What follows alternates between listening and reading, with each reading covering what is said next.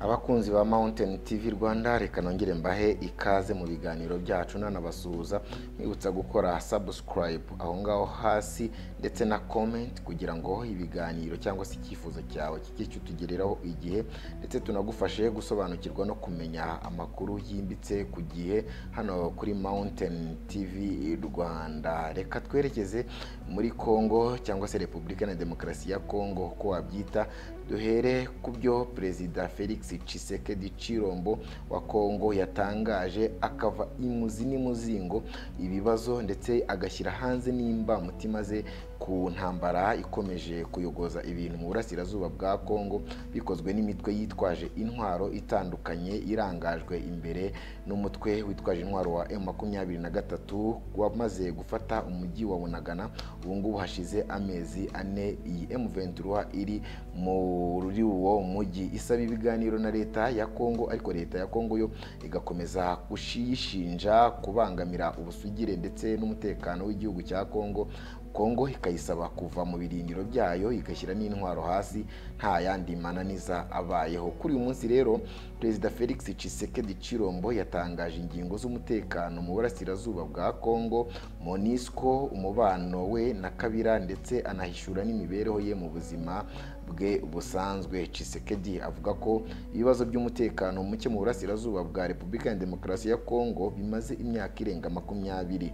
Mu magambo ye yagize ati, wibuke ko byose byatangiranye na Jenoside yakorewe Abatutsi mu Rwanda mu 1994, ubwo umuryango mpuzamahanga wasabaga icyahoze ari Zaire kwakira impunzi zahahungiye. Kuva icyo gihe imitwe ngo yitwaje intwaro yagiye ishingwa n'abategetsi bo mu bihugu n'ibihugu bituranyi ku mpamvu zitandukanye. Ngo rero ngo siwe watungwa gatoki kuko iki kibazo we nabo bayoborana baragisanze, ngo nako uko ibintu bimeze ubu ngubu ngo barimo kugerageza kubisubiza ku murongo. Perezida Tshisekedi yavuze ko ibiganiro by'i Nairobi, ubwumvikane bw'i Rwanda, ari zimwe mu nzira zo gukemura ikibazo cyane cyane icy'imitwe yo mu bindi bihugu igomba gusubira iwabo. I Nairobi abakuru b'ibihugu bigize umuryango wa Afurika y'Iburasirazuba bemeje gushyiraho ingabo z'akarere ngo zijye kurwanya inyeshyamba zanze gushyira intwaro hasi.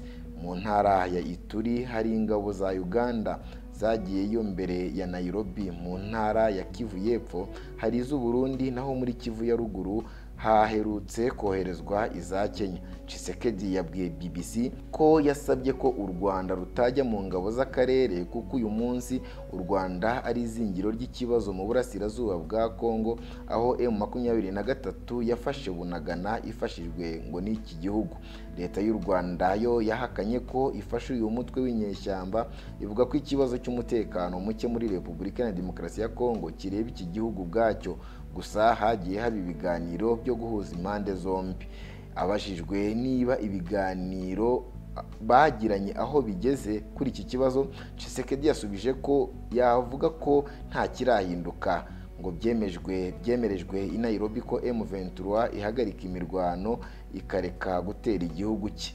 U Rwanda rwemeye gufasha ngo ibyo bikorwa, ariko kugeza ubu nta kintu na kimwe cyakozwe. Gusa aribaza ko ubwo hoherejwe ingabo z'akarere igihe kigeze ngo haboneke igisubizo ndetse n'irangira rya M23. Umutwe wa M23 ushinja leta ya Tshisekedi kwanga gushyira mu ngiro ibyo leta yumvikanye nabo no kwanga inzira y'ibiganiro n'ubwumvikane. Perezida Tshisekedi yabajijwe uburyo abanye na Perezida Paul Kagame w'u Rwanda. Perezida Tshisekedi muri iki kiganiro cya Africa Daily yahaye BBC yavuze ko umubano we na Perezida Paul Kagame ukonje, ashimangira ko Paul Kagame hari wahisemo gutera Repubulika ya Demokarasi ya Kongo. Mu magambo yavuze ko ubwo nabaga perezida nasuye abaturanyi bose kugira ngo tubane neza, dukorere hamwe imishinga y'iterambere ku bihugu byacu n'abantu bacu ngo bagere ku iterambere. Ibyo byose byagenze neza mu myaka 3, ndetse Perezida Kagame yaje Goma nyuma y'iruka rya Nyiragongo kandi abantu bamwakiriye neza cyane. Ibyo byari ubwa mbere bibayeho, ibintu byose byagendaga neza.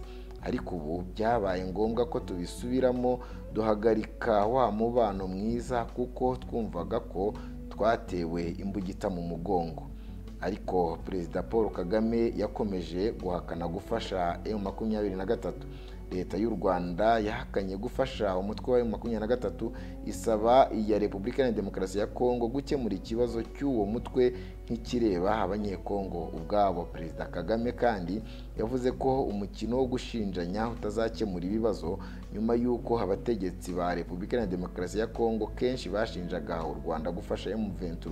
Mu kiganiro na Victoire Wonkunda wa BBC, Tshisekedi yagize ati: "Sinzi impamvu Perezida Paul Kagame ahakana gufasha M23 kuko iyo turi mu biganiro imbona nkubone ntabihakana." Yavuze ko bafite ibihamya by'abasirikare bafashwe nk'ingwate bambaye impuzankano cyangwa se uniforme zanditseho inyuguti 3 RDF, bivuga Rwanda Defense Force.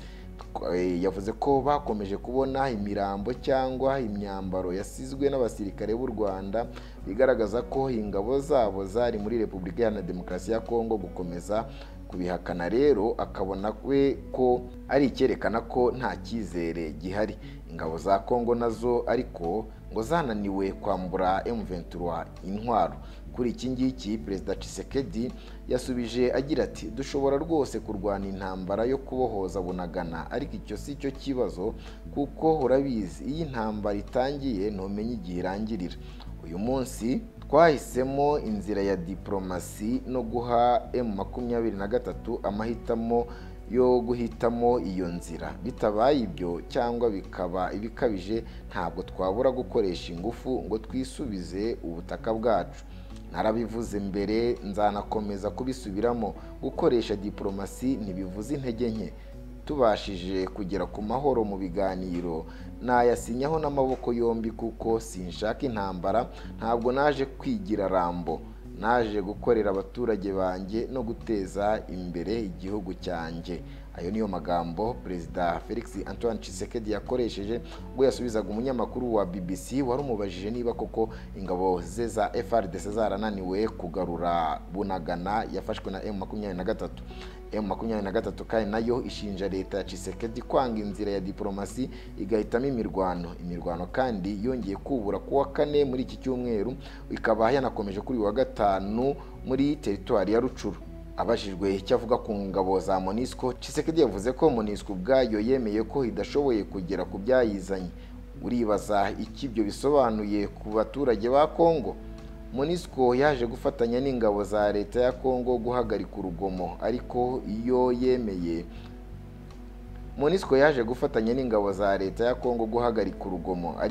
iyo yemeye ko itakibishoboye ibikomeje byo bita sérieux mu rurimi rw'igifaransa.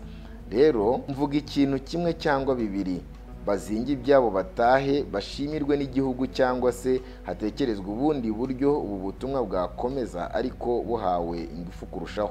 Ubwo buryo ni nabwo Perezida Emmanuel Macron na Minisitiri w'Intebe w'Ububiligi Alexander De Croo batekerejeho, kandi ndemeranya nabo. Niba MONUSCO ihagumye, ubushobozi bwayo bugomba kongerwa kuko abanyekongo iburasirazuba bibaza ko izo ngabo zabatereranye, kuko ubutumwa bwazo bwari ubwo guhagarika urugomo no guha amahoro akarere.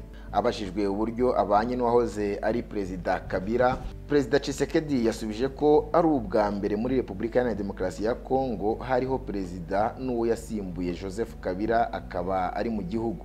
Gusa umubano wabo muri iki gihe bivugwa ko wahindutse nyuma y'uko mbere bari bashyize hamwe. Tshisekedi yagize ati: "Navuga ko ari umubano usanzwe kuko nk'uko ubizi ihuriro twari duhuriyemo ryarasenyutse, kandi kuva icyo gihe ntitwongeye kuvugana kenshi. Kabila abaho yicecekeye atekanye mu gihugu akora bizinesi ze." Joseph Kabila ni umwe mu bantu bikekwa ko agifite ijambo muri politiki ya Repubulika ya Demokarasi ya Kongo, kuko afite ishyaka rifite abarihagarariye henshi n'abamushyigikiye batari bake. Tshisekedi yanabajijwe ku buzima bwe busanzwe, ubuzima bwite cyangwa se icyo twita vie privée mu Giswahili, maze Felix Tshisekedi w'imyaka 59 abwira BBC ko akunda kureba umupira, ko ari umufana wa Paris Saint-Germain, ndetse ubu yatangiye kwiga gukunda Messi kuko mbere yahoraga ari mukeba.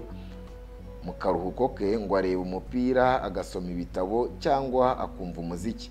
Abanyekongo bazwiho umwihariko w'injyana yabo ya rumba bakunda kuririmba no guceza, gusa yavuze ko we ubu atakibibasha guceza nka mbere kubera imyaka aba yumva yamujyanye ndetse n'ubuzima bwa politike arimo. Abakunzi rero ba Mountain TV Rwanda, reka mbashimire kandi mbasabe gukomeza gukora subscribe kuri iyo channel muri kureba ya Mountain TV Rwanda. Ibitekerezo byanyu muri comment n'ubundi turabyakira, bikaduha umurongo w'uburyo twajya dukoramo ndetse n'uburyo tubagezaho ibitekerezo n'amakuru atandukanye aba ari kubera muri iyi si dutuye, byose bigamije kuguha amakuru ku gihe ndetse amakuru yizewe. Reka twongereye mu yandi makuru ndetse n'ibindi biganiro bikurikira.